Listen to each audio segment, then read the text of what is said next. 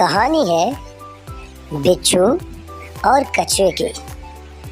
دوستو، جیسے آپ جانتے ہیں کہ بچھو جس کی فطرت ڈنک مارنا ہے وہ اپنی اس فطرت کی وجہ سے جانا جاتا ہے، اسی طرح سے کچھوا جو کہ اپنی فطرت کے اعتبار سے بڑا سمجھدار، تحمل مزاج اور برداشت کرنے والا سمجھا جاتا ہے۔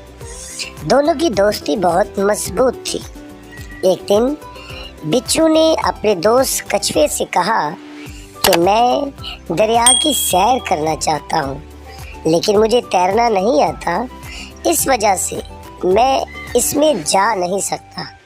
کچھوا کہتا، میں اپنے دوست کو سیر کروا سکتا ہوں۔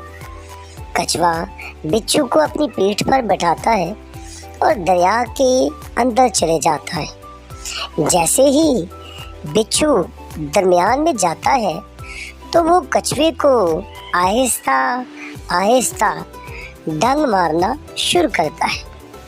جب ٹھک ٹھک ٹھک ٹھک کی آواز کچھوے کے کان میں آتی ہے تو وہ اس سے پوچھتا ہے کہ تم کیا کر رہے ہو، جس پر بچھو کہتا ہے کہ ڈنگ مارنا میری عادت ہے اور جب تک میں یہ نہیں کرتا مجھے سکون نہیں ہوتا۔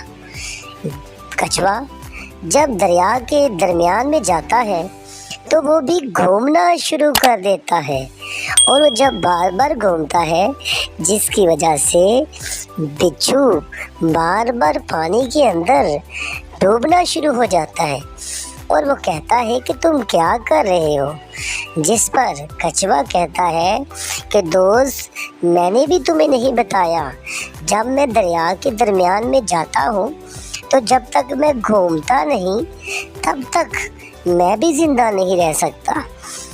بچھو کو کچھوے کی یہ بات بہت زیادہ بری لگتی ہے۔ جب وہ دونوں خشکی پر پہنچتے ہیں تو اپنی اپنی بات ایک دوسرے سے بیان کرتے ہیں اور ایک دوسرے سے اس بات پر معافی مانگتے ہیں کہ ہم نے ایک دوسرے کے ساتھ اس طرح سے کیا۔ دوستو، ہمیں بھی ہمیشہ اس بات کا خیال کرنا چاہیے کہ دوسرے کا نقصان نہ ہو۔